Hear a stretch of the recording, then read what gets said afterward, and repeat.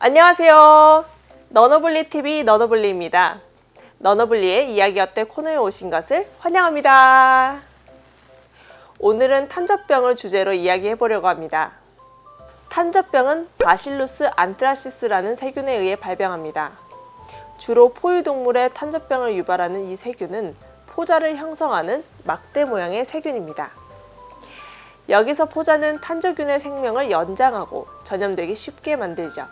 공중 전파는 되지 않으나 피부 병변에 직접 접촉하거나 포자를 흡입하게 되면 감염될 수 있습니다.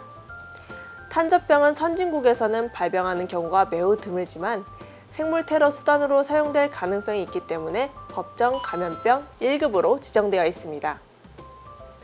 탄저균이 본격적으로 주목받기 시작한 것은 1차 세계대전에서 독가스를 사용해 아군의 피해 없이 적군을 살상할 수 있게 되면서 생물학 무기 후보로서 연구되기 시작했기 때문입니다.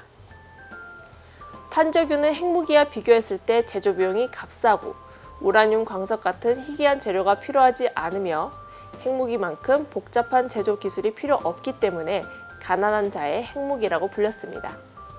또한 탄저균 포자는 자연에서 쉽게 발견되며 실험실에서 제조 가능하고 세균 자체의 생존력이 강했습니다.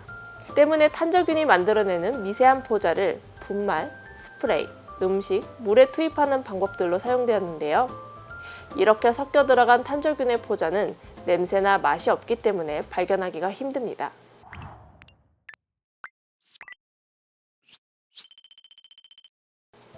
이처럼 조용히 유출할 수 있기 때문에 효과적인 무기가 될 수 있었죠. 실제로 탄저균은 거의 100년 동안 전 세계에서 하나의 무기로서 사용되어 왔는데요. 실제로 2001년 분말형 탄저균 포자가 미국에 우편 발송된 편지에 들어있던 사례가 있었습니다. 그 결과 12명의 해당 우편물을 취급한 사람들을 포함하여 총 22명이 탄저병에 걸렸고 이 중 5명이 사망하였습니다. 이 탄저균의 위험성에 대해 알아보자면 1942년 영국은 스코틀랜드 연안의 그리나드 섬에 양떼를 풀어놓고 탄저균을 이용한 생물학 무기 실험을 한 적이 있습니다. 이 작전의 명칭은 오퍼레이션 베지테리언, 직역하면 채식주의자 작전이었습니다. 당시 영국은 이 그리나드 섬에서 실험을 통해 독일에게 탄저균 공격을 행할 작전을 세우고 있었는데요. 탄저균 포자를 살포해서 독일 내의 가축들을 죽이고 독일인들을 살상한다는 계획이었습니다.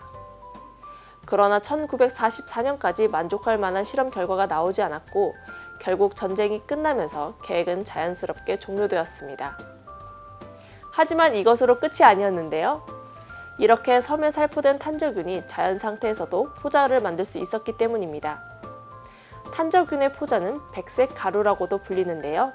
이 포자는 엄청난 생존율을 보여서 공기 중에서는 24시간, 흙 속에서는 100년까지도 버틸 수 있습니다. 또한 가열, 일광, 소독제에도 강한 내성을 보여 오염된 것을 소각하지 않으면 안심할 수 없죠. 때문에 해당 작전으로 인해 탄저균에 노출된 섬은 수십 년이 지나도 출입 금지 상태가 되었고 방호복을 입어야만 섬에 들어갈 수 있었습니다. 이후 1984년부터 바닷물에 희석한 포름알데히드를 살포하고 섬의 오염이 심한 지역은 토양을 깎아내는 등 4년간의 집중적인 제염 작업을 시행했습니다. 사실 가장 좋은 방법은 포름알데히드와 감마선으로 살균하는 것이지만 비용도 매우 비쌀 뿐더러 생명체나 정밀기기에는 사용할 수 없다는 단점이 있었습니다.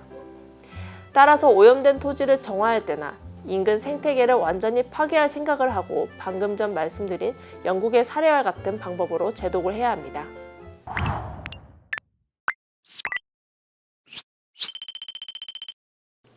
그렇다면 본격적으로 탄저병의 증상과 위험성에 대해 알아보도록 하겠습니다. 탄저병은 주로 병원체에 직접 노출된 곳에서 증상을 나타내게 되는데요.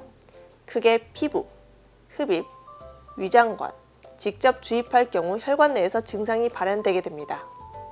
부위별로 세분화해서 알아보자면 우선 피부 탄저병은 탄저균 포자가 피부 상처를 통해 피부 속으로 들어가 발병하게 됩니다. 이는 사람이 감염된 동물 또는 오염된 동물의 모직, 가죽 또는 털 제품을 만질 경우에 발생할 수 있습니다. 잠복기는 1에서 12일 정도이며 머리, 목, 팔뚝, 손 등 노출된 부위에서 수포, 부종, 조직 괴사가 나타납니다. 적절하게 치료하지 않을 경우 환자의 20%가 사망하게 되는데요. 그러나 피부 탄저병은 적절한 치료를 받을 경우 사망률은 1% 미만으로 피부 탄저병을 가진 거의 모든 환자가 회복할 수 있습니다. 피부 탄저병의 사망률이 높지 않은 반면에 탄저균 포자를 흡입하는 흡입 탄저병은 탄저병 중 가장 치명적인데요. 감염된 동물이나 감염된 동물에서 나온 오염된 동물 제품으로 작업할 경우 탄저균 포자가 공기 중에 떠다니는 에어로졸화되면서 탄저균을 흡입하게 됩니다. 탄저균 포자는 흡입되는 과정에서 발화하면서 작은 입자들은 말단 세기관지와 폐포에 도달해 림프절 출혈성 괴사나 종격동염, 괴사성 폐렴을 유발합니다. 드물게는 비강, 인두, 후두 질환과 수막염을 발생시키기도 하죠. 절반 정도는 출혈성 수막염을 동반하게 되는 이 흡입 탄저병은 노출 후 일주일 이내 발병하는데요. 길게는 2달이 걸릴 수도 있습니다. 흡입 탄저병을 치료하지 않을 경우 사망률이 90%에 육박하는데요. 적극적인 치료를 할 경우에도 환자의 약 55%만 생존합니다. 세 번째로 위장 탄저병은 주로 초식동물에게 발생하는데요. 그 이유는 초식동물이 탄저균에 감염된 풀을 먹기 쉽기 때문입니다. 그리고 만약 인간이 탄저균에 감염된 동물의 날고기 또는 덜 익힌 고기를 먹었을 경우 위장 탄저병으로 발전할 수 있습니다. 탄저균 포자는 상부 위장, 위, 창자에 영향을 주면서 복통, 구토 등을 유발하여 출혈성 장갑막 선염, 복수 및 폐혈증을 발생시킬 수 있습니다.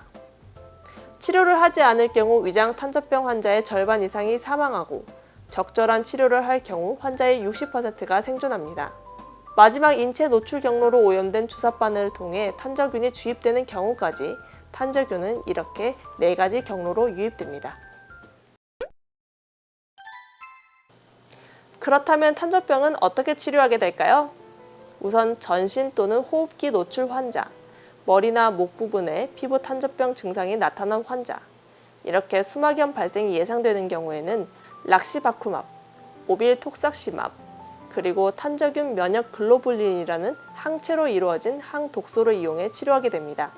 그리고 위험도가 조금 낮다고 판단될 경우에는 시프로플록사신, 메로페넴, 리네졸리드 같은 항생제를 사용하게 됩니다.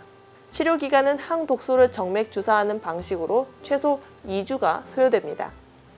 수막염 증세가 심한 경우 더 오래 걸릴 수도 있고요. 포자가 몸에 남아있어 재발 위험이 있는 경우에는 60일 정도 항생제를 추가 복용하게 됩니다. 그 외에도 보조요법으로 글루티코르티코이드를 사용하게 됩니다. 마지막으로 탄저병을 예방하는 방법을 알아보도록 하겠습니다. 탄저병의 경우 AVA라는 백신이 미국에서 개발되어 있습니다. 그 외에도 탄저병을 유발하는 것이 세균이기 때문에 다양한 항생제를 복용하는 것으로 예방 및 치료를 할 수 있습니다. 탄저균 노출이 위험이 있는 경우 방금 전 말씀드렸던 항생제를 미리 투여해 예방법으로 사용하기도 합니다. 오늘 준비한 내용은 여기까지입니다. 오늘은 탄저병에 대해 알아보았는데요. 탄저병이 어떻게 발견되었는지, 우리 몸에 어떤 작용을 했는지, 그리고 탄저병에 대한 치료제와 예방 방법에 관해 알아보았습니다. 오늘 영상 어떠셨나요? 마음에 드셨다면 구독과 좋아요, 알림 설정 눌러주시고요.